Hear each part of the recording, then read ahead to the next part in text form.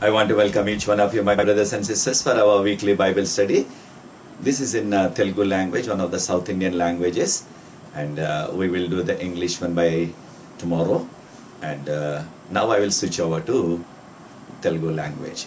ప్రియ సోదరి సోదరులారా, మిమ్మల్ని అందరినీ కూడా మన యొక్క వారపు బైబిల్ పఠనానికి ఆహ్వానిస్తున్నాం. ఇది 4వ సబ్బాతు బడి పాఠం. దేవుని యొక్క ఉచితమైన కృప ద్వారా, ఆయన కాపుదల ద్వారా మనము, మన కుటుంబాలు, మన యొక్క సంఘాలు దేవుని కృపలో భద్రంగా ఉన్నాం. దేవునికి స్తోత్రాలు చెల్లిస్తున్నాం.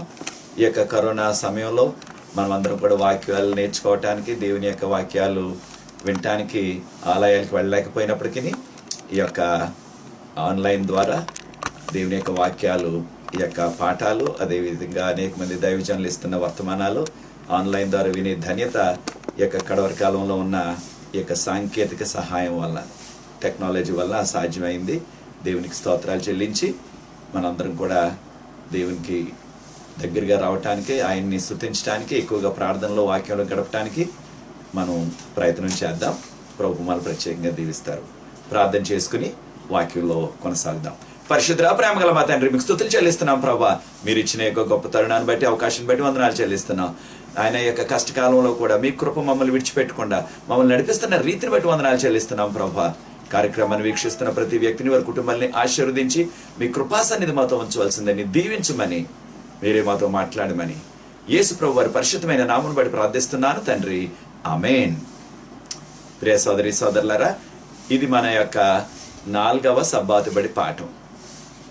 దీని యొక్క ఇంగ్లీష్లో అంశం ఏముందంటే, టైటిల్ ఎలాగుందంటే, the Bible authoritative source for theology. Bible is the authoritative source to study theology. అంటే బైబిల్ అథారిటేటివ్ సోర్స్ ఈ యొక్క థియాలజీ. థియాలజీ అంటే ఏంటి అంటే, దేవుని గురించి చదివే ఆ శాస్త్రం, దాన్ని థియాలజీ అంటాం మనం ఇంగ్లీష్లో. థియోస్ అనే మాటకు, గ్రీక్ మాటకు దేవుడు అని అర్థం. థియాలజీ దైవశాస్త్రం అంటే, కనుక నేను దీన్ని దైవశాస్త్రం అంటున్నాను. అందుకనే వేరే వారు వేరే రకాలుగా దీన్ని తర్జుమా చేసినప్పటికీ ఈ యొక్క అంశాన్ని నేను అనుకునేది ఏంటంటే, ఈ యొక్క దైవశాస్త్రాన్ని పఠించాలంటే మనకు ఉన్న ప్రాముఖ్యమైన ఒక సోర్స్ ఏంటంటే, ప్రాముఖ్యమైన మనకి ఇది విషయం ఏమిటంటే వాక్యం. ఇది కనుక దైవశాస్త్రాన్ని పఠించడానికి బైబిల్ మాత్రమే మనకి ప్రామాణికం అని నేను అనుకుంటున్నాను. ఈ యొక్క అంశం, దైవశాస్త్రాన్ని పఠించడానికి బైబిల్ గ్రంథం మాత్రమే మనకి అధికారికంగా ప్రామాణికమైనది. రకరకాలే ఉన్నాయి ఈ యొక్క లోకంలో, అయితే అవి ప్రామాణికం కాదు. అవి ఈ యొక్క వాక్యాన్ని చదవటానికి, దైవశాస్త్రాన్ని చదవటానికి. కనుక ఈ యొక్క ప్రామాణికం, అధికారపూర్వకంగా మనం వాక్యాన్ని చదవటానికి, ముఖ్యంగా దైవశాస్త్రాన్ని చదవటానికి, అంటే దైవశాస్త్రం అంటే దేవుని గురించి వాక్యమే కావాలి. దీనికి ఉన్న మూలవాక్యం యెషయా గ్రంథం 8:20. యెషయా 8:20, ఐజాయా 8:20. దీనిలో ఉందంటే, ఎవరైతే ఆ యొక్క ఇవ్వబడిన ధర్మశాస్త్రానికి, దేవుని యొక్క వాక్యానికి అనుకూలంగా మాట్లాడరో వారిలో వెలుగు లేదు. అంటే ధర్మశాస్త్రం అంటే 10 ఆజ్ఞలు మాత్రమే కాదు. ధర్మశాస్త్రానికి వాడిన మూల భాష, హీబ్రూ భాష ఏంటంటే టోరా అన్నారు. టోరా అనేది ఒట్టి ధర్మశాస్త్రం 10 ఆజ్ఞలకి మాత్రమే చెందింది కాదు, వాక్యం అంతటికీ కూడా చెందింది. అంటే వాక్యం అంతటికీ, లేకపోతే ఇవ్వబడిన వాక్యం, మనకి దేవుడు బయలుపరిచిన వాక్యాలకు ఎవరైనా సరే అనుకూలంగా చెప్పినట్లయితే అది దేవుడి నుంచి వచ్చింది. అయితే దానికి వ్యతిరేకంగా నాకు కల వచ్చింది, దేవుడు ఈ విధంగా చెప్పారు, ఇది చెయ్యాలి మనం అన్నట్లయితే అది దేవుని నుంచి వచ్చినది కాదు. ఉదాహరణకు మన దశమ భాగాలు, మనకు వచ్చిన దానిలో, మనకు వచ్చిన రాబడిలో 10వ భాగం దేవుడు ఇవ్వమని కోరారు.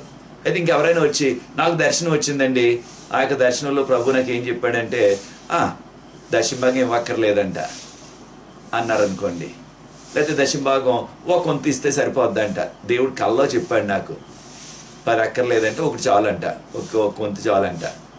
అంటే మనకి ఒక 10 రూపాయలు వచ్చి అంటే ₹1 చాలు.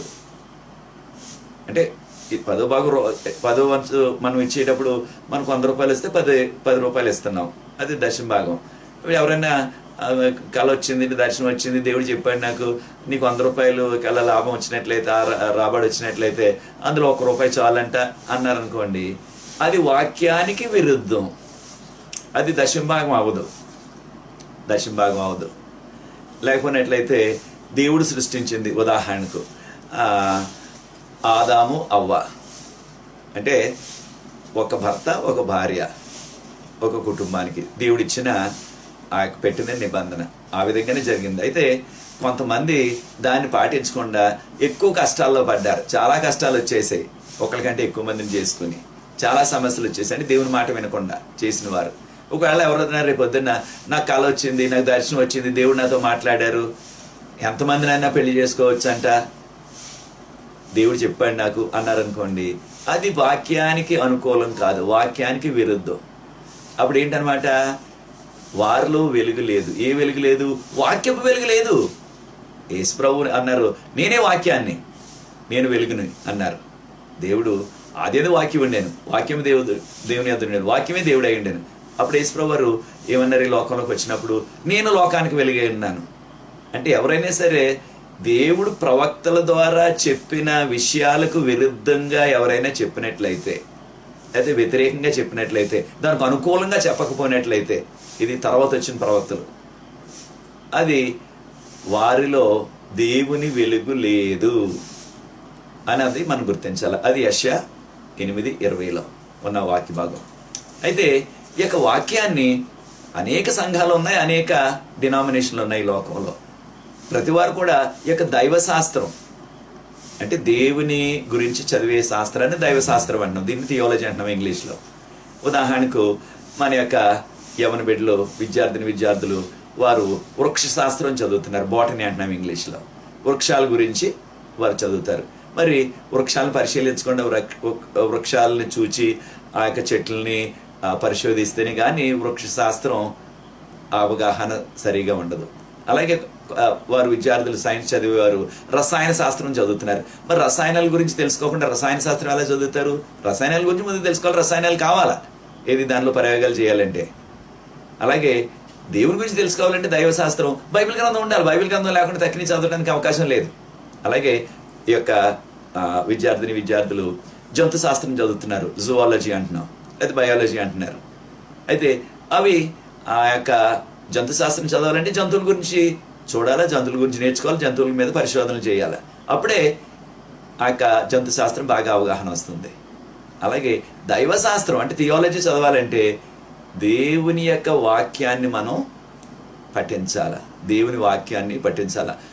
కనుక దైవశాస్త్రం చదవటానికి ఈ యొక్క బైబిల్ గ్రంథమే ఇది అధికారపూర్వకమైన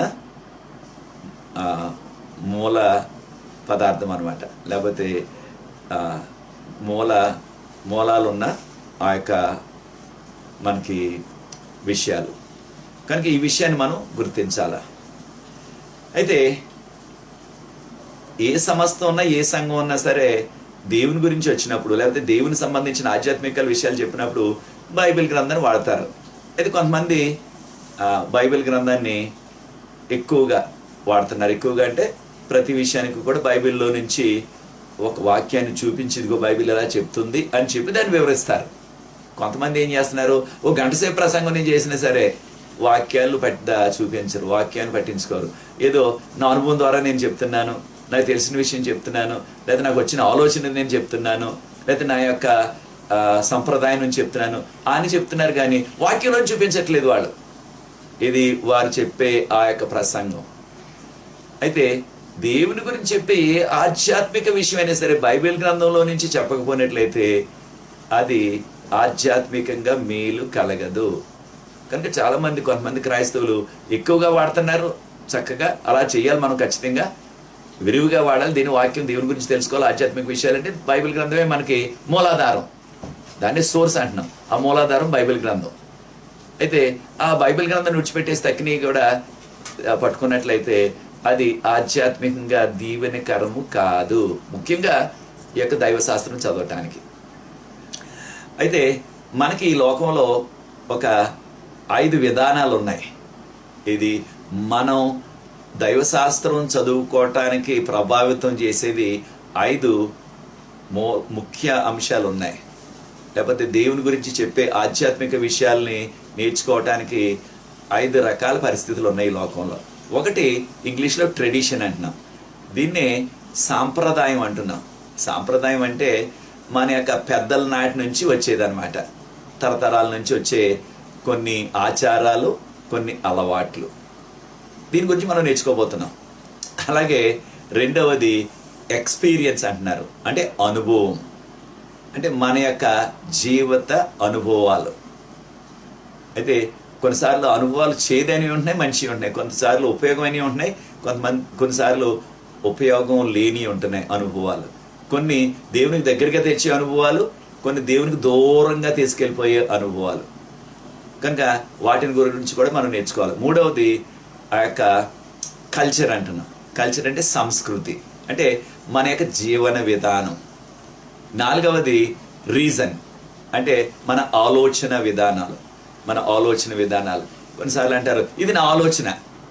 అయితే దైవశాస్త్రంలో లేకపోతే ఆధ్యాత్మిక విషయాలు నేర్చుకునేటప్పుడు మన ఆలోచన కంటే ప్రాముఖ్యమైనది దేవుని వాక్యం. దేవుని వాక్యం, దానికి ప్రాధాన్యత ఇవ్వాలి మనం. ఐదవది బైబిల్, దేవుని యొక్క వాక్యం. ఈ విషయాల గురించి మనం నేర్చుకోబోతున్నాం. అయితే మొట్టమొదటిది ఆ యొక్క సాంప్రదాయం. అయితే సాంప్రదాయం అంటే మన తాత ముత్తాతల నుంచి వచ్చిన ఆ యొక్క అలవాట్లు, ఆచారాలు, అవి ఉపయోగకరమే, అది చెడ్డదంటలేదు మనం. అయితే వాక్యానికి విరుద్ధంగా ఉన్నట్లయితే అది చేయకూడదు మనం. అవి కొన్ని మంచివి ఉన్నాయి, అయితే కొన్ని ప్రమాదకరమైన సాంప్రదాయాలు ఉన్నాయి. అయితే ఆ ప్రమాదకరమైన సాంప్రదాయాలు ఇవి చాలా ఘోరమైనవి. ఉదాహరణకు కొన్ని ప్రాంతాల్లో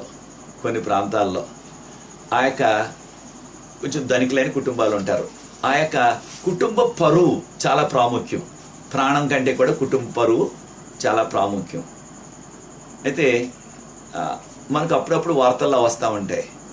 ముఖ్యంగా ఎక్కువ ఇది ఉత్తర భారతదేశం ప్రాంతంలో ఎక్కువ ఉంది. అదేంటంటే ఒకవేళ ఎవరైనా సరే ఆ యొక్క ఉన్నతమైన కుటుంబానికి, ధనికులైన కుటుంబం, అయితే అగ్రవర్ణ వారి కుటుంబంలో ఉన్న వారి కుమార్తె, వారి అమ్మాయి ఎవరైనా ఆ యొక్క గ్రామంలోనూ పక్క గ్రామంలో ఉన్న ఒక అబ్బాయిని, ఇది వారిది పేదవారు, తక్కువ కులం, ఆయన ప్రేమించింది అనుకోండి, పెళ్ళికి సిద్ధపడిపోయింది అనుకోండి, లేదా పెళ్లి చేసేసుకుంది అనుకోండి, అప్పుడు అంటే ఇంట్లో వారికి చెప్పకుండా పెళ్లి చేసేసుకుంది అనుకోండి, ఇది రిజిస్టర్ మ్యారేజ్ చేసేసుకుంది అనుకోండి. అయితే అక్కడున్న సాంప్రదాయం ఏంటంటే కుటుంబ పరువు కాపాడాలి. కుటుంబ పరువు చాలా ప్రాముఖ్యం ప్రాణం కంటే. కాబట్టి చాలాసార్లు వారు ఏం చేస్తున్నారు, ఆ అమ్మాయిని అబ్బాయిని కూడా ఎక్కడో చోట మొత్తాన్ని పట్టుకొని ఇద్దరిని చంపేస్తున్నారు ఏకంగా. మరి ఎంత ప్రమాదమో చూడండి, ఇది ఎంత ప్రమాదమో చూడండి. అంటే సాంప్రదాయం ఇది, మన కుటుంబ పరువు చాలా ప్రాముఖ్యం. కుటుంబ పరువును కాపాడటానికి అన్నీ చెయ్యాలి మనం. ఏదైనా సరే మనం వెనకాడకూడదు. కుటుంబ పరువు మంచిదే అది, కానీ మరణం వరకు వెళ్ళిపోతుంది, దాన్ని చంపేసే వరకు వెళ్ళిపోతుంది. ఇలాంటి ప్రమాదకరమైన సాంప్రదాయాలు కొన్ని ప్రాంతాల్లో, కొన్ని కుటుంబాల్లో ఉంటున్నాయి. కనుక మనం ఆ యొక్క సాంప్రదాయం మన పెద్దల నుంచి వచ్చింది అనుకుంటున్నాం, చాలా సంతోషం. అయితే పెద్దల నుంచి వచ్చింది ఆ యొక్క సాంప్రదాయం, ఇది దేవునికి విరుద్ధమైనదా, ప్రమాదకరమైందా అన్నది మనం చూడాలి, మనం నేర్చుకోవాలి. అయితే కొన్ని ప్రాంతాల్లో వారికి ఉన్న సాంప్రదాయం ఏంటంటే, వారు ధనికులు కనుక ఎవరితో పేదవారితో కలవకూడదు, స్నేహం చేయకూడదు, వారి దగ్గరికి వెళ్ళకూడదు, వారి ఇంటికి వెళ్ళకూడదు, పేదవారి దగ్గరికి. తక్కువగా ఉన్న వారి దగ్గరికి. ఇదొక సాంప్రదాయం ఆ కుటుంబంలో. అయితే అది కూడా మరి ప్రమాదమే కదా. తోటి వారు కూడా పేదలైనప్పటికీ మనుషులే. ఏదో సమాజం కట్టుకుని గోడలు, ఇది వారు ఎక్కువ కులం వారు, వీరు తక్కువ కులం వారని, అయితే వారితో మాట్లాడకూడదు, వారితో స్నేహం చేయకూడదు అనే సాంప్రదాయం ఆ కుటుంబంలో ఉంటుంది. ఇది చాలా ప్రమాదాలు తెచ్చిపెడుతుంది, మానవుల్ని విడదీసేస్తుంది. కనుక మనకున్న సాంప్రదాయాలు ఏదైనా సరే ఇవి ప్రమాదకరమైనవి, దేవునికి విరుద్ధమైనవి అయితే మనం దగ్గరికి వెళ్ళకూడదు, ప్రమాదకరమైన వాటి దగ్గరికి. అయితే యేసుప్రభువు వారి లోకంలో ఉన్నప్పుడు మార్కు సువార్త 7వ అధ్యాయం 1 నుంచి 13 వరకు ఉన్న విషయాల్లో కొన్ని సాంప్రదాయాల గురించి చెప్పారు ఆయన. మంచివి కాని సాంప్రదాయాలు, లేకపోతే వాక్యం కంటే కూడా ఎక్కువ ప్రాధాన్యత ఇచ్చారు ఆనాటి ప్రజల సాంప్రదాయానికి. మార్కు 7వ అధ్యాయం, మార్కు సువార్త 7వ అధ్యాయం 1 నుంచి 13 వరకు ఉన్న వాక్య భాగంలో ఆనాటి ఆ యొక్క పరిసయ్యులు, శాస్త్రులు, పరిసయ్యులు వారు యేసు ప్రభువుని ప్రశ్న వేశారు. ఏమని? బోధకుడా, రబ్బీ అంటారు, బోధకుడా, నీ యొక్క శిష్యులు చూడండి చేతులు కడుక్కోకుండా భోజనం చేసేస్తున్నారు. తప్పకుండా మనం భోజనం తిన్నప్పుడు తినకముందు మనం తప్పకుండా చేయి కడుక్కుంటా శుభ్రంగా ఉంటుందని. ఒకవేళ చేతులు శుభ్రంగానే ఉన్నాయనుకోండి, మట్టి పట్టుకోలేదు, ఏం చేసుకుంటూ శుభ్రంగానే ఉన్నాయనుకోండి, ఉదాహరణకు చేతులు శుభ్రంగా ఉన్నాయి, ఏదో ఈ యొక్క వేసవకాలంలో ఏదో ఎవరో ఒక మామిడికాయ ఇచ్చారు, లేకపోతే మామిడికాయ మొక్క ఇచ్చారు, లేకపోతే జామకాయ మొక్క ఇచ్చారు, ఒక యాపిల్ పండు మొక్క ఇచ్చారు, లేదా ఏదో ఒక నారింజ తోనలు ఇచ్చారు 2, అవి నేను చేతులు కడుక్కోవాలి అప్పుడు తినాలా అని అనుకుంటామా? తీసుకుని తినేస్తాం. లేకపోతే ఎవరో తినడానికి కాస్త వేయించిన శనగపప్పు ఇచ్చారు, లేదా కాస్త బఠానీలు ఇచ్చారు తినడానికి, లేకపోతే ఏదైనా తినడానికి అయ్యో అక్కడ మనకు ఉన్న ఏ జంతువులు అయ్యో ఇచ్చారు అనుకుందాం. అప్పుడు ఏం చేస్తాం? వాటిని చేతులు కడుక్కోవాలి అప్పుడే తింటాను అనం సాధారణంగా మనం తినేస్తాం. అయితే ఈ యొక్క శిష్యులను యేసుప్రభుని అడుగుతున్నారు, ఏంటి మీ శిష్యులు ఏది ఇచ్చినా సరే చేతులు కడుక్కోకుండా తినేస్తున్నారు వాళ్ళు అన్నారు. అప్పుడు యేసుప్రభు దాన్ని నేను ఉటంకించి ఈ విధంగా చెప్తున్నారు. మార్కు సువార్త 7వ అధ్యాయం 5వ వచనం, మార్క్ చాప్టర్ 7 verse 5, ప్రభువారు అన్నారు, మీరు ఈ యొక్క సాంప్రదాయాన్ని గురించి మీరు ఈ విషయాలు చూస్తున్నారు. అయితే ప్రభువారు అన్నారు, యెషయా గ్రంథంలో ఈ విధంగా రాయబడి ఉంది కదా, ఏంటంటే మీరు హృదయంలో కల్మషం పెట్టుకుని, హృదయంలో కుట్ర పెట్టుకుని, హృదయంలో అంతా కూడా పాపం పెట్టుకుని, పైకి మాత్రం నోటితో దేవుణ్ణి ఆరాధిస్తున్నారు. హృదయం అంతా కూడా పాపంతో కుట్రతో నిండిపోయింది. అలాంటప్పుడు ఆ హృదయంలో అంత కుట్ర ఉండి, అంత కొళ్ళుండి, అంత పాపం ఉండి దేవుణ్ణి స్తుతిస్తే ఏం ఉపయోగం అని ప్రభు ప్రశ్నించారు. పైకి బాగానే ఉన్నారు భక్తిగానే, కానీ లోన్ మాత్రం హృదయం అంతా కూడా పాపంతో కుట్రతో అనేకమైన చెడ్డ విషయాలతో నిండిపోయి ఉంది హృదయం అంతా. కనుకనే మనకి ఆ యొక్క వేమన గారు ఒక పద్యం చెప్తూ ఏమన్నారు, ఆత్మశుద్ధి లేని ఆచారం అదేయాల, బాండ శుద్ధి లేని పాకవేళ. అంటే మన ఆత్మలో శుద్ధీకరణ లేకుండా ఎన్ని ఆచారాలు చేసినా బయట దానివల్ల ఉపయోగం లేదు అన్నారు ఆయన. అలాగే బాండ శుద్ధి లేని పాకవేళ, బాండం అంటే ఆ యొక్క పాత్రలు అనమాట, వంట పాత్రలు, మనం డేక్షాలు అంటాం కదా, ఆ డేక్షాలు. మరి ఆ డేక్షాలు కడుక్కోకుండా వంట చేస్తామా? ఉదాహరణకు పాలు కాసుకున్నాం అనుకోండి, మంచిదే, పాలు తాగుతున్నాం, అది అయిపోయిన తర్వాత మళ్ళీ కాసేపు ఉన్నాక మళ్ళీ అదే పాలు డేక్షాలో దాన్ని కడగకుండా తోమకుండా మళ్ళీ ఇంకెవరో వచ్చారు అతిథులు అని మళ్ళీ కాసేపు ఉన్నాక మళ్ళీ సాయంత్రం అదే డేక్షాలో పాలు వేసేసి పొయ్యి మీద పెట్టామనుకోండి, స్టవ్ మీద పెట్టామనుకోండి, ఏమైపోతాయి? కడగకపోతే పాలు విరిగిపోతాయి. చూచారా? అంటే దాన్ని శుద్ధీకరణ చేయకుండా మనం వంట చేసుకున్నట్లయితే పాడైపోతుంది. అలాగే మన హృదయ శుద్ధి కావాలా, హృదయ శుద్ధి ప్రాముఖ్యం అని ప్రభువు మనకి అంటే ఆ యొక్క అడిగిన శాస్త్రుల్ని పరిచయాల్ని ప్రశ్నించి ఈ విధంగా చెప్పారు. మార్కు సువార్త 7వ అధ్యాయం 8-9 వచనాలు, మార్క్ 7 verse 8 and 9. అయితే ప్రభు చెప్పింది ఏంటి? మీరు దేవుని ఆజ్ఞలు పక్కన పెట్టేస్తున్నారు. అయితే దేనికి ప్రాధాన్యత ఇస్తున్నారు? ఆ సాంప్రదాయాలు, మన పెద్దల నాటి నుంచి వచ్చిన ఆ ఆచారాలకి మీరు ప్రాధాన్యత ఇస్తున్నారు, ఆచారాలకు పెద్ద పెట్టేస్తున్నారు. దేవుని వాక్యాన్ని, దేవుని యొక్క ఆజ్ఞలు పక్కన పెట్టేశారు. చూచారా? అంటే వారు ఏం చేస్తున్నారు? వాక్యాన్ని వదిలిపెట్టేసి, వాక్యాన్ని పక్కన పెట్టేసి సాంప్రదాయం, ఇది మన పెద్దలు చెప్పారు, లేకపోతే ఇది మనకు తరతరాల నుంచి వస్తుంది, ఇది చెయ్యాలి మనం అంటున్నారు. అయితే ఇది మనం ఒకటి జ్ఞాపకం చేసుకోవాలా. ఈ సందర్భంగా మనందరికీ కూడా తెలిసిన విషయం, క్రొత్త సంవత్సరం జరుపుకున్నప్పుడు ఆ యొక్క డిసెంబర్ 31వ తారీఖున క్రొత్త సంవత్సరం జరుపుకున్నప్పుడు ఏం చేస్తారు, ఎక్కువ సంఘాల్లో 12 గంటల రాత్రి, మధ్యరాత్రి 12 గంటల వరకు ఉండి, అప్పుడు 12 గంటలకి క్రొత్త ఏడు మొదలుపెట్టినని పాట పాడి, అప్పుడు అందరూ కూడా ఒకడు హ్యాపీ న్యూ ఇయర్ అని చెప్పుకుంటూ ఉంటారు. అయితే నిజానికి క్రొత్త సంవత్సరం లేదా క్రొత్త రోజు ఎప్పుడు ప్రారంభం అవుతుంది బైబిల్ ప్రకారంగా? ఆదికాండంలో చదివి చూడండి, మొదటి అధ్యాయంలో, జెనిసిస్ చాప్టర్ 1 ఆదికాండంలో ఎప్పుడు ప్రారంభం అవుతుంది క్రొత్త దినం? ఎప్పుడైతే ప్రొద్దు కృంగుతుందో, సన్సెట్ అంటున్నాం ఇంగ్లీష్లో, అప్పుడు ఏమవుతుంది, ఆ యొక్క క్రొత్త దినం ప్రారంభం అయిపోతుంది. అంటే నూతన సంవత్సరం ఎప్పుడు ప్రారంభమవుతుంది అనమాట? ఆ యొక్క డిసెంబర్ 31 ఎప్పుడైతే ప్రొద్దు కృంగుతుందో, అంటే సన్సెట్ అయిపోతుందో, అప్పుడు క్రొత్త సంవత్సరం ఆల్రెడీ ప్రారంభం అయిపోయింది. అయితే ఎక్కువ మంది ప్రజలు, 99% ప్రజలు ఏం చేస్తున్నారు, 12 గంటల వరకు ఏదో ఆ కార్యక్రమం, ఈ కార్యక్రమం, వాక్యాలు, లేకపోతే సాక్ష్యాలు ఇలాంటివన్నీ చెప్పుకొని 12 గంటల వరకు ఉంది. 12 గంటలకి క్రొత్త సంవత్సరం వచ్చింది అంటున్నారు. నిజానికి క్రొత్త సంవత్సరం వచ్చేప్పటికి 6 గంటలకి లేదా 6:30కి, ఒక 6:15 కల్లా, ఎందుకంటే శీతాకాలంలో 6:15 కల్లా దాదాపుగా, లేదా 6:20 కల్లా, 6 గంటల 20 నిమిషాల కల్లా ప్రొద్దు కుంగిపోతుంది, సన్సెట్ అయిపోతుంది. అంటే దాదాపుగా 6 గంటలు అయిపోయింది క్రొత్త సంవత్సరం వచ్చేసి. కానీ వీళ్ళు 12 గంటల వరకు ఆగి చెప్తున్నారు.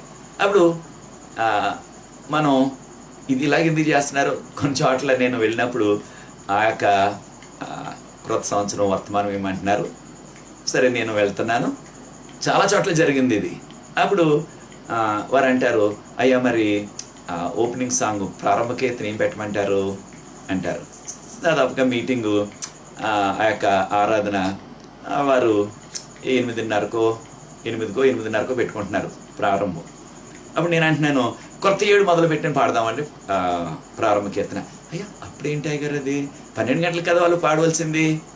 అప్పుడు నేను వాక్యం చూపించి, చూడండి ఇక్కడ ఆదికాండంలో మొదటి అధ్యాయంలో ఎలాగుంది అంటే, మరి ఇది వరకు ఎవరో చెప్పలేదే గారు మాకు మా తాతల నాటి నుంచి కూడా ఇలాగే 12 గంటలకే పాడుతున్నామండి ఇక్కడ మా ఊర్లోని, అదే అలవాటు అయ్యారు, మరి ఇప్పుడు పాడేస్తే ఎలాగండి ఇది అంటున్నారు చాలామంది సంఘ పెద్దలు.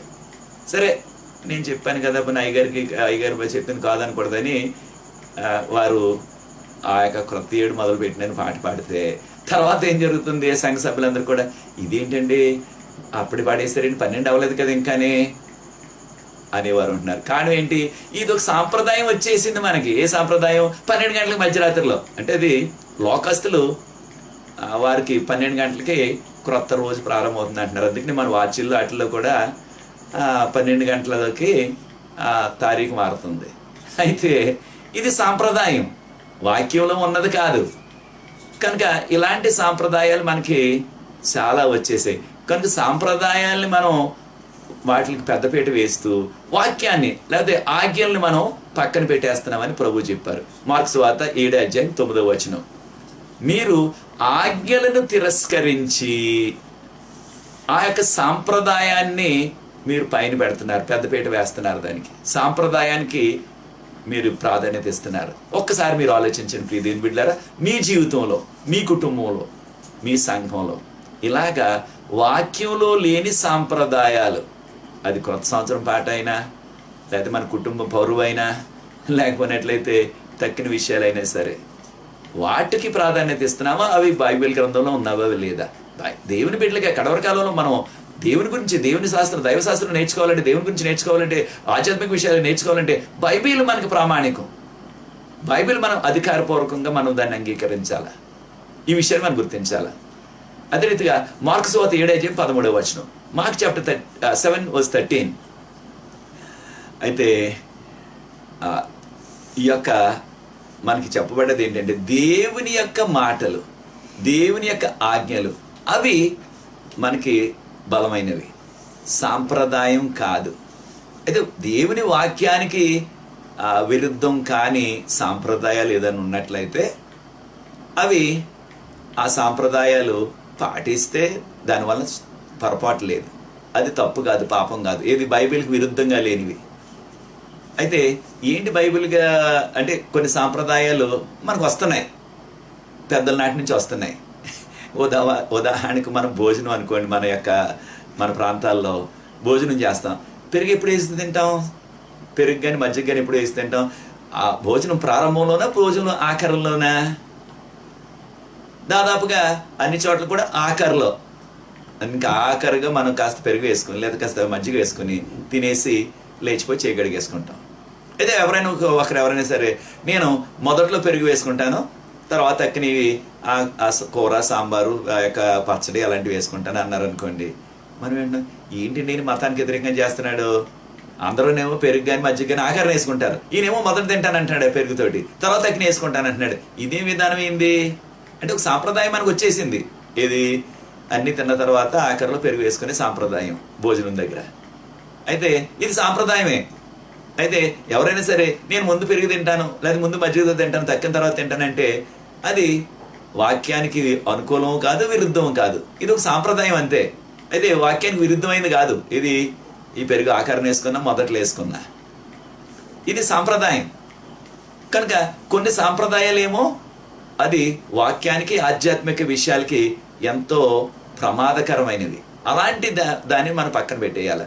ఒకవేళ వాక్యానికి అది పెరుగు మొదట్లో వేసుకున్నా ఆఖరిలో వేసుకున్నా ఒకటే కనుక మనం ఏం చేయొచ్చు, దాన్ని మన ఇష్టం, దానికి వాక్యానికి విరుద్ధం కాదు, ఆధ్యాత్మిక విషయాలు ప్రమాదం కాదు అది.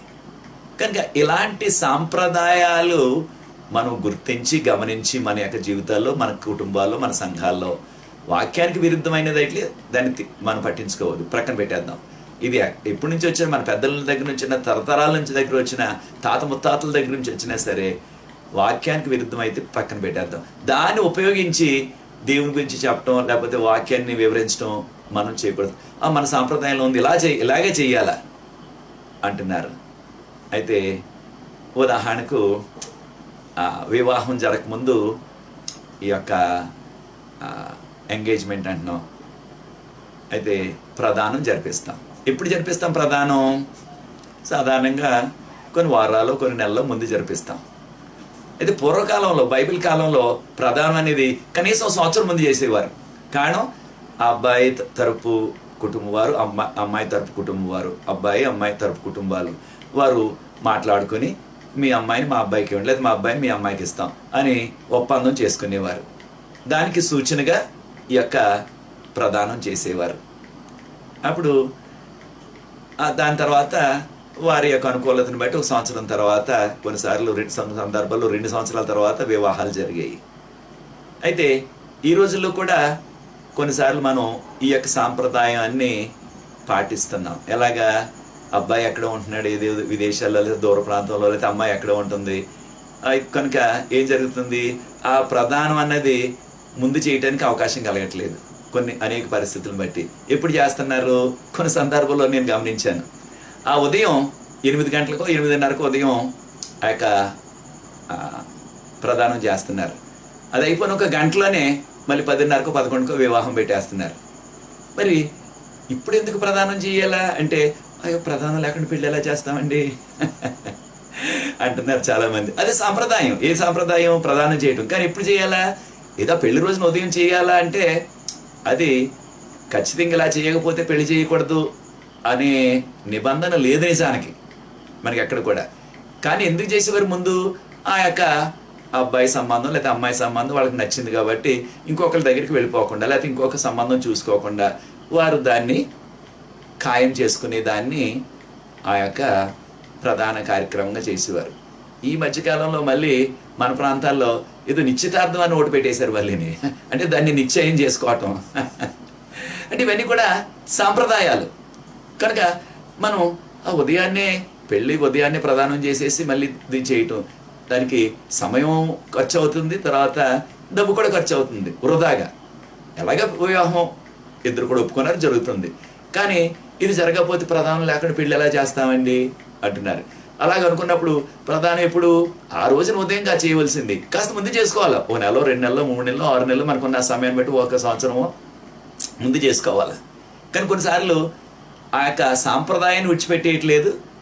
అయితే ఆ సాంప్రదాయం స్థాపించిన ప్రకారంగా కాకుండా మనకు అనుకూలంగా ఉన్నట్టుగా ఆ ఉదయం ఇలాగ చేసేసి ఇలా చేయాలి, లేకపోతే ఆ యొక్క మధ్యాహ్నం ప్రదానం చేసేయటం, ఆ యొక్క సాయంత్రం ఈ 4:30కో 5కో వివాహం పెట్టేయటం చాలా చోట్ల జరుగుతుంది అది.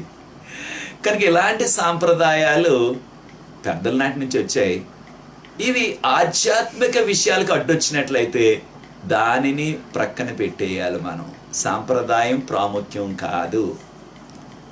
ఇది మనం నేర్చుకుంటున్న విషయాలు. మరొక విషయాన్ని మనం గుర్తిస్తున్నాం. అదేంటంటే మన యొక్క అనుభవం. రెండోది అనుభవాలు. మన యొక్క జీవితం అంతా కూడా పుట్టిన కానీ చనిపోయే వరకు కూడా అనుభవాలే కదా. రకరకాల అనుభవాలు, కొన్ని మంచి అనుభవాలు, కొన్ని చేదైన అనుభవాలు, కొన్ని ఆధ్యాత్మికంగా బలపడే అనుభవాలు, కొన్ని ఏమో ఆధ్యాత్మికంగా దిగజారిపోయే అనుభవాలు. అది తినటంలో కానీ త్రాగటంలో కానీ అనేక రకాల అనుభవాలు ఉన్నాయి మనకి. అయితే మనం చేసింది ఏదైనా సరే అది ఒక అనుభవం. మంచిదైనా చెడ్డదైనా ఒక అనుభవం. దాన్ని ఎక్స్పీరియన్స్ అంటున్నాం. అంటే దాన్ని మనం ఒట్టి మాటల్లోనే కాదు, ఆలోచనలోనే కాదు, దాన్ని కార్యరూపంలో పెట్టడం అనుభవం. ఉదాహరణకు ఆ యొక్క ఇది త్రాగటం మంచిది కాదు, సారాయి. అది త్రాగుబోతులు దేవుని రాజ్యానికి వారసులు కాదు అని మనకి 1 కొరింథీ 6:10 ఉంది. లేకున్నట్లయితే సామెతలు 23:31-32 ఆ యొక్క ద్రాక్షారసం ఎర్రగా ఉన్నాడంటే పులిసిపోయినాడు దగ్గరికి వెళ్ళొద్దు, అది సర్పం వల్లే నేను కాటు వేస్తుందని చెప్పారు. అయితే ఎవరైనా సరే లేదు దాన్ని నేను అసలు రుచి చూసి చూడాలా, అనుభవించాలా, అప్పుడు నేను తెలుసుకుంటాను దాని అనుభవాన్ని, అప్పుడు నేను ఇతరులకు చెప్పగలను అని త్రాగటం మొదలెట్టారు అనుకోండి ఎవరైనా సరే, దానిలోంచి బయటపడటం చాలా కష్టమైపోతుంది. అయితే మనం చేసే ప్రతి అటువంటి అనుభవం, మనం ఆ యొక్క విషయాలు ఏదైతే మనం ప్రయోగ రీతిగా మనం దాన్ని చేస్తున్నామో, ఇది మన జీవితంలో మంచివి కానీ చెడ్డవి కానీ ప్రతీది లెక్కలోకి వస్తుంది, దానికి తీర్పు జరుగుతుంది అని దేవుని వాక్యం చెప్తుంది. ఇది ప్రసంగి గ్రంథం 12:14. మనం చేసే ప్రతీది కూడా మంచిదే కానీ చెడ్డదే కానీ రహస్య కార్యాలే కానీ ప్రతీది కూడా తీర్పులోకి వచ్చేస్తుంది. ఇది మనం మర్చిపోకూడదు. అంటే మనం చేసే ప్రతి అనుభవం, ప్రతి ఎక్స్పీరియన్స్ అంటే ఒట్టి దాని యొక్క జ్ఞానమే కాదు, దాన్ని మనం ప్రయోగంగా లేకపోతే దాన్ని ప్రాక్టికల్గా లేకపోతే దాన్ని అనుభవించడం, దాన్ని చేసి చూపించడం, చేసి చూడటం, చేసి ఎలా ఉందని దాన్ని మనం పరిశీలించడం. ఎప్పుడైతే ఏదైనా చేస్తున్నామో అది మంచిదైనా చెడ్డదైనా తీర్పులోకి వచ్చేస్తుందని ప్రసంగి 12:14. అంటే ప్రతి మనం చేసే పనికి కూడా తీర్పు ఉన్నది. ఇదే విషయాన్ని రోమీయులకు రాసిన పత్రిక 2:4. రోమర్ 2:4. Romans chapter 2:4. దీనిలో మనకేమున్నదంటే దేవుడు ఏం చెప్తున్నారంటే, ఏదైనా సరే మనం చేసిన ప్రతి పనికి కూడా దానికి తీర్పు ఉన్నది, తీర్పు నుంచి మనం తప్పించుకోలేము. అయితే దేవుడు మనకిచ్చిన అనుభవాలు ఏంటంటే, దేవుని యొక్క ప్రేమను మనం చవి చూడటం, అంటే రుచి చూడటం, దేవుని ప్రేమ, అలాగే దేవుని యొక్క కృప, దేవుని యొక్క కనికరం, దేవుని యొక్క మంచితనం, ఇవన్నీ కూడా మనం అనుభవించటానికి దేవుడు మన యొక్క జీవితాల్లో ఆ యొక్క అనుభూతి అనేది పెట్టారు, ఎక్స్పీరియన్స్ అనేది పెట్టారు. అది మంచి కార్యాలు చేయటానికి. అంతేగాని నేను తెలుసుకున్నాను అంటే, ఇది కొన్నిసార్లు ఏమంటే ఇంగ్లీష్లో హెడ్ నాలెడ్జ్ అంటాం, నాకు ఇది తెలుసు అంటే తెలిస్తే చాలదు. తెలిసిన విషయాన్ని మనము, అంటే ఏ మంచి విషయమైనా సరే, దేవుని గురించి అనేక విషయాలు తెలుసు, అయితే 10 ఆజ్ఞలు తెలుసు, కొంతమంది 10 ఆజ్ఞలు కడతో వచ్చేసాయి, చాలా సంతోషం అది. అయితే వాటిని వారు పాటించట్లేదు. ఉపయోగం ఏముంది? కంటతో చెప్పేయగలరు 10 ఆజ్ఞలని కూడా, దానిని వారు పాటించట్లేదు. పాటించకపోతే దానివల్ల వ్యర్థం. అంటే మనకు ఉన్న ఆ యొక్క జ్ఞానాన్ని బట్టి మనం రక్షించబడం, మనం చేసే ఆ యొక్క పనులు ఏ విధంగా మనం చేస్తున్నాం అన్నది చాలా ప్రాముఖ్యం. కనుక తెలుసుకోవటం మంచిది. ఆ యొక్క తెలుసుకున్న విషయాల్ని, మంచి విషయాల్ని మన జీవితంలో అనుసరించాల. అదే ఎక్స్పీరియన్స్ అంటున్నాం, అదే అనుభవం అంటున్నాం. జీవిత అనుభవం, జీవితం నేర్పిన పాఠాలు, ప్రతి దానికి కూడా జీవితంలో చేసే అనుభవాన్ని మంచిదైనా చెడ్డదైనా తీర్పులోకి వస్తుంది. అయితే కొన్ని అనుభవాలు మనకి దేవునికి విరుద్ధంగా, దేవునికి వ్యతిరేకంగా వెళ్ళిపోయి ఉంటున్నాయి. తినే విషయంలో, త్రాగే విషయంలో, ఏవైనా చేసే విషయంలో. అయితే దేవునికి విరుద్ధమైన ఏ అనుభవానికి కూడా మనం దగ్గరికి వెళ్ళకూడదు, దాన్ని చేయకూడదు. దేవుని బిడ్డలుగా ఇది చేయకూడదు. ఉదాహరణ ప్రభువు మనకి చెప్పారు, దొంగతనం చేయొద్దు, వ్యభిచరించవద్దు, అబద్ధ సాక్ష్యం చెప్పవద్దు, నీ పొరుగు వాని దగ్గర దేని ఆశించవద్దు, లేదా నరహత్య చేయవద్దు. ఇలాంటివన్నీ కూడా ప్రభు ఏది చేయకూడదో చెప్పారు. వాడి జోలికి వెళ్ళకూడదు. మనం వాడి జోలికి వెళ్ళి అది చేసినట్లయితే రక్షణ కోల్పోతాం మనం. కనుక దేవుడు మన యొక్క మనుషులుగా మనకు పెట్టింది ఏంటంటే, మానవులుగా మనము ఈ యొక్క దేవుని యొక్క ప్రేమను గుర్తించడానికి, మనం ఈ లోకంలో అనుభవించడానికి అనేకమైన ప్రభు సృష్టిలో పెట్టారు. ఉదాహరణకు చక్కని పుష్పాలు, వాటిని చూస్తే ఎంతో ఆహ్లాదంగా ఉంటుంది మనసుకి. లేదా చక్కని సువాసన ఇచ్చే ఆ యొక్క పుష్పాలు, ఈ యొక్క వేసవకాలంలో మల్లె పువ్వులు కానీ, లేకపోతే ఆ యొక్క గులాబీ పువ్వులు కానీ, సంపంగి పువ్వులు కానీ, రకరకాల పువ్వులు, చక్కని సువాసన. అవి సువాసన వస్తేనే ఎంతో మనకు ఆహ్లాదకరంగా ఉంటుంది. లేకపోతే చక్కని ఆధ్యాత్మిక పాటలు, ఆ యొక్క సంగీతం. అయితే ఇవన్నీ కూడా దీన్ని అనుభవించి మనం దేవుని బిడ్డలుగా దగ్గరగా జీవించడానికి దేవుడిచ్చారు. అయితే సాతానుడు ఏం చేస్తున్నాడు, వీటిని మనం అనుభవించకుండా మనల్ని చెడ్డ అనుభవాల్లోనికి నెట్టేస్తున్నాడు. మనం జాగ్రత్తగా ఉండాలి. కానీ మనం చేసే ప్రతి అనుభవం, ఎక్స్పీరియన్స్ మన యొక్క జీవితంలో ఒక రోజున దేవునికి లెక్క చెప్పాలా, దానికి తీర్పు ఉంటుందని మనం మర్చిపోవద్దు. కనుక అనుభవం, కనుక నా అనుభవంతో చెప్తున్నానండి వాక్యం, లేకపోతే నా అనుభవంతో చెప్తున్నానని వాక్యాన్ని లేకపోతే దైవశాస్త్రాన్ని వివరిస్తే చాలదు. ఆ యొక్క అనుభవం దేవునికి మహిమకరంగా, వాక్యానికి అనుకూలంగా అనుసరించి లేకపోతే వాక్యానికి లోబడి ఉన్న అనుభవం అయితే చాలా మంచిది. కనుక వాక్యం ప్రామాణికం, వాక్యం అధికారికంగా ఉండాలన్నమాట. అలాగే ఇంకొకటి మన యొక్క కల్చర్ అంటున్నాం ఇంగ్లీష్లో, దాన్ని సంస్కృతి అన్నారు. అంటే మన యొక్క ఆహారపు అలవాట్లు, కట్టుబాట్లు, మన యొక్క అలవాట్లు, ఇవి కల్చర్ అంటున్నారు. అంటే మన జీవన విధానం, పుట్టిన కాడి నుంచి చనిపోయే వరకు కూడా మన జీవన విధానం అంతా కూడా మన చుట్టూ ఉన్న సమాజం మీద ఆధారపడుతుంది. మనం ధరించే వస్త్రధారణ, మనం తినే ఆహారం, ఇదంతా కూడా మనం పుట్టినప్పటి నుంచి మన చుట్టూ ఉన్న సమాజం మనకు నేర్పించిన ఆ యొక్క సంస్కృతి, లేకపోతే మన భాష, మన యొక్క జీవన శైలి, ఇదంతా కూడా. ఉదాహరణకు మన ప్రాంతంలో మనం ఇష్టకరంగా చక్కగా తృప్తిగా తినేది అన్నం, కూర. అయితే కొన్ని ప్రాంతాలకు వెళ్ళినట్లయితే వట్టివారు రొట్టె తింటున్నారు. అప్పుడు మన ప్రాంతం వారు ఏమంటున్నారు, అయ్యో రొట్టెలు తిని ఎలా ఉంటారండి, రొట్టెలు ఎలా కడుపు నిండుతాయి? మన యొక్క సమస్య అది. కొన్ని ప్రాంతాల్లో వట్టి ఆ యొక్క జొన్నలో, లేకపోతే రాగులు అంటున్న సోళ్ళలో, అవే తింటారు ఆ ప్రాంతాల్లో. కొన్ని ప్రాంతాల్లో మనం కూడా అవి ఎలా తింటారు, అవి తింటే కడుపు నిండుతుందా అనే ప్రశ్న మనకి. కొన్ని ప్రాంతాల్లో మనం వెళ్ళినట్లయితే ఆ యొక్క రకరకాల జంతువులు కూడా తినేస్తున్నారు.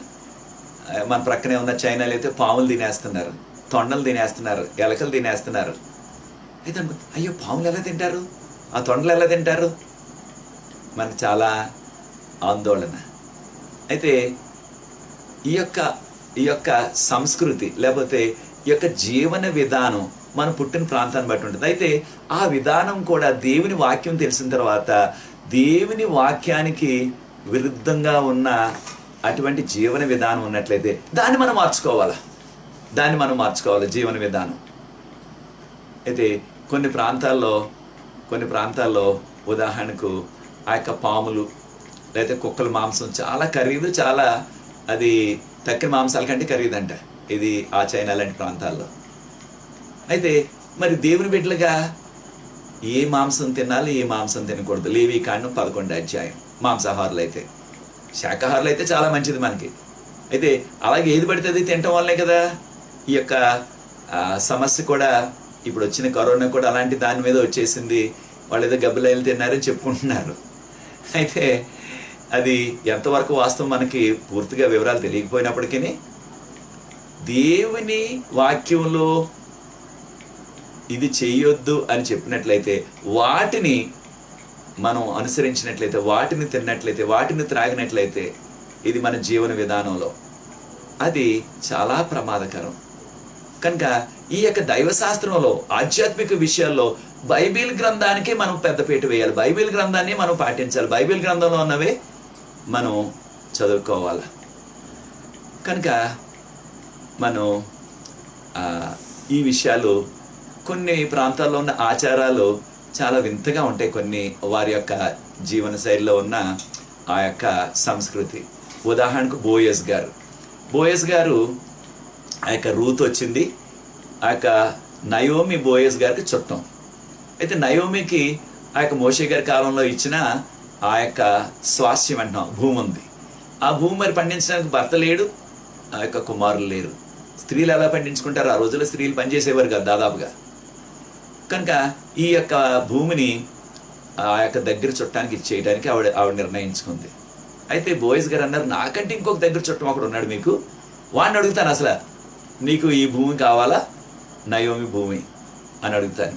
అయితే దానిలో చిక్కు ఏంటంటే, నయోమి భూమి తీసుకోవాలంటే నయోమి కోడలైన రూతు మోయాబీరాయలు, ఆవిడ చేసుకోవాలి పెళ్ళి.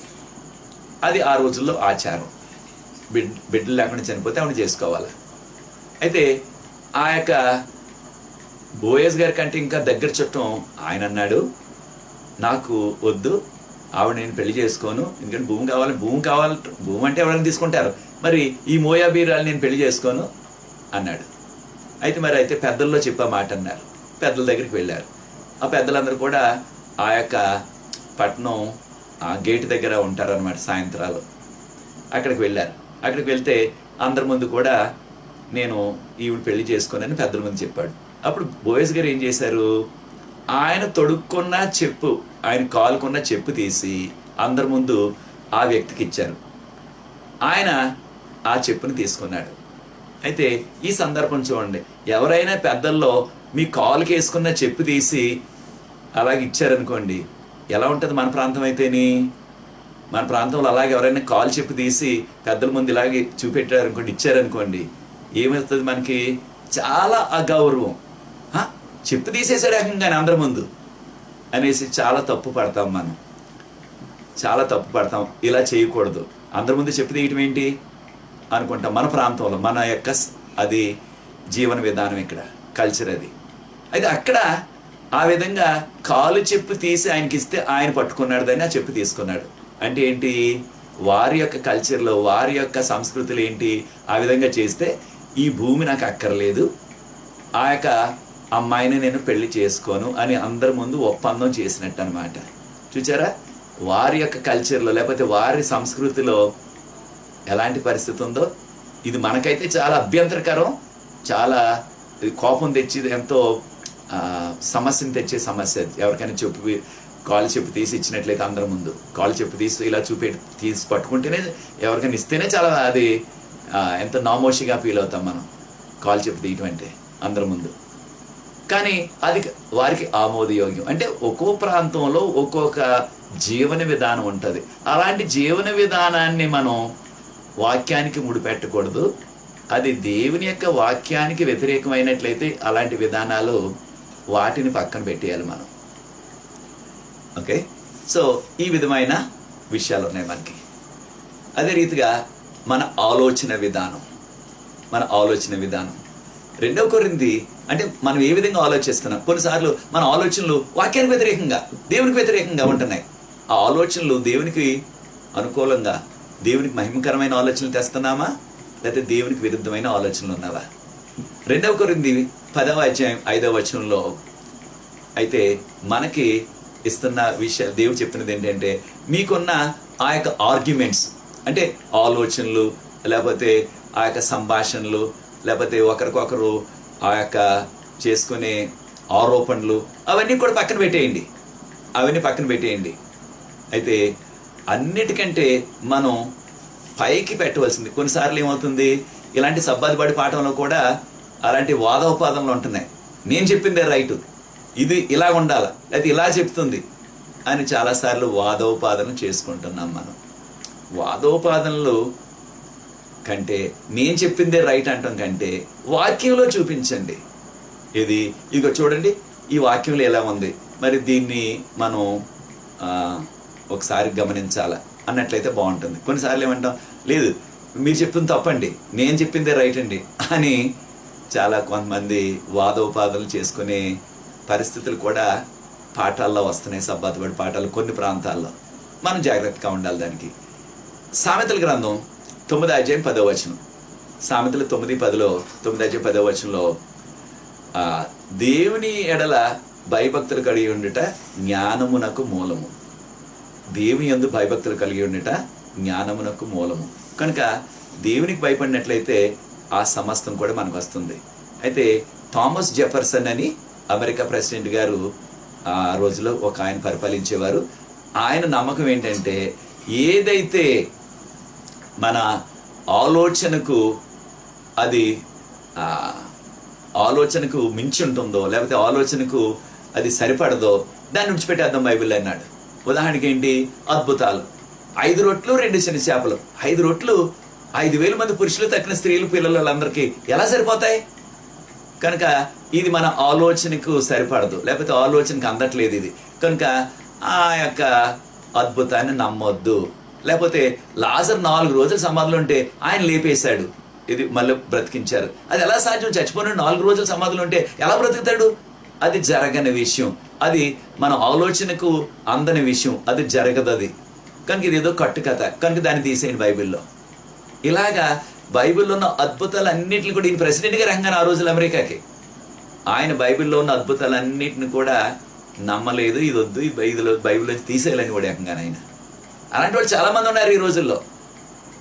కనుక మన యొక్క ఆలోచన కాదు ప్రాముఖ్యం, మన ఆలోచన కాదు ప్రాముఖ్యం, మన రీజన్ కాదు. దేవుని యొక్క వాక్యంలో ఏం చెప్తుంది అది నమ్మాలా. అప్పుడే మనకి ధన్యత వస్తుంది. చివరిగా బైబిల్ గ్రంథం. అయితే మనకి ప్రతి విషయంలో మన జీవితంలో బైబిల్ ప్రామాణికం. ఈ యొక్క దైవశాస్త్రం చదువుకోవటంలో, దైవశాస్త్రం అంటే దేవుని గురించి నేర్చుకోవటం, లేకపోయినట్లయితే దేవుని గురించి మనకి ఎలా తెలుస్తుంది? వాక్యం చెప్పింది కూడా తెలుస్తుంది. వాక్యం చెప్పింది కూడా తెలుస్తుంది. లేకపోతే మనకి బైబిల్ గ్రంథం తండ్రి, కుమార, పరిశుద్ధాత్మ. మన సొంత ఆలోచనలతో అయితే 3 ఉన్నారని మనకు తెలియదు. వాక్యం చెప్పింది కూడా మనకు తెలుస్తుంది. లేకపోతే యేసు ప్రభు వారు తండ్రి కుడిపార్శ్వాన సింహాసనం మీద కూర్చున్నారని హెబ్రీయులకు రాసిన పత్రిక 8:1 ఉంది.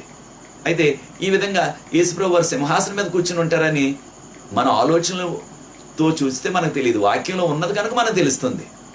వాక్యంలో ఉన్నది కనుక వాక్యంలో చెప్పారు కానీ మనకు తెలుస్తుంది. అలాగా అనేకమైన విషయాలు మన ఆలోచన ద్వారా తెలియదు. అందుకనే యోబు గ్రంథం 11:7 మనం చదివినట్లయితే, మన ఆలోచన ద్వారా ఆ యొక్క దేవుని తెలుసుకోనగలవా నువ్వు? అంటే వాక్యం లేకుండా మన సొంత ఆలోచనలతో దేవుడు ఎలా ఉంటారు, ఎక్కడ ఉంటారు, ఏం చేస్తారు, ఆయన ఈ భూమి మీద ఏం చేశారు, మన రక్షణ కొరకు ఏం చేశారు, మన కొరకు ఏం త్యాగాలు చేశారు ఆయన, ఈ విషయాలన్నీ కూడా మన సొంత ఆలోచనలతో తెలుసుకోవాలంటే సాధ్యం కాదు. వాక్యంలో ఉన్నది కనుక, వాక్యంలో అవి వివరించబడ్డాయి కనుక మన కొరకు దేవుడు రాయించారు కనుక ప్రవక్తల చేత, అప్పుడు మనకు తెలుస్తుంది అవి. కనుక వాక్యానికి మనం ప్రాధాన్యత ఇవ్వాలి, వాక్యానికి పెద్దపీట వేయాలి. వాక్యమే మనకి ప్రామాణికం. కనుక ఈ విషయాలు మనం నేర్చుకుందాం. దేవుడు మనం ప్రత్యేకంగా దీవించుగాక. దేవుని కృపలో వచ్చే వారం కలుసుకుందాం. కనుక ఈ యొక్క పాఠాలు దేవునికి మహిమకరంగా మన దగ్గర రావడానికి బైబిల్ గ్రంథానికి పెద్దపీట వేద్దాం. బైబిల్ గ్రంథానికి ప్రాధాన్యత ఇద్దాం. ఇది మీ నిర్ణయం అయితే నాతో ఏకీవించి మీ కొరకు ప్రార్థిస్తాను. పరిశుద్ధ ప్రేమగల మా తండ్రి, మీకు స్తుతులు చెల్లిస్తున్నాం ప్రభువా. మీ ప్రత్యేకమైన కృపాసన్నిధి మాతో ఉంచి ఆశీర్వదించవలసిందని, దీవించమని, వాక్యాన్ని వీక్షిస్తున్న ప్రతి వారిని, వారి కుటుంబాలని, సంఘాలని మీ కృపతో కాపాడి, మీ కాపుదలు అనుగ్రహించి, ఆయన ఎవరికి ఎటువంటి కరోనా రాకుండా, ఎవరికి ఎటువంటి ఆయన కీడు కలగకుండా, ఈ యొక్క కష్టకాలంలో ఎటువంటి లోటు లేకుండా వారి కుటుంబాల్లో మీరే సమస్తం అనుగ్రహించి, దీవించి, మహిమ కొరకు నడిపించి, ముఖ్యంగా ఆధ్యాత్మికంగా బలపడటానికి ఇక కష్టకాలంలో మీ కృప దయచేయమని, ఈ వాక్యాలు ఇతరులతో ఎవరైతే పంచుకుంటున్నారో అందరిని ఆశీర్వదించమని యేసు ప్రభువు వారి పరిశుద్ధమైన నామమును బట్టి ప్రార్థిస్తున్నాను తండ్రి. ఆమేన్, ఆమేన్, ఆమేన్. ప్రభు మిమ్మల్ని అందరి ప్రత్యేకంగా దీవించగాక. మా కొరకు ప్రార్థించండి, మీ కొరకు కూడా ప్రార్థిస్తాం. God bless you.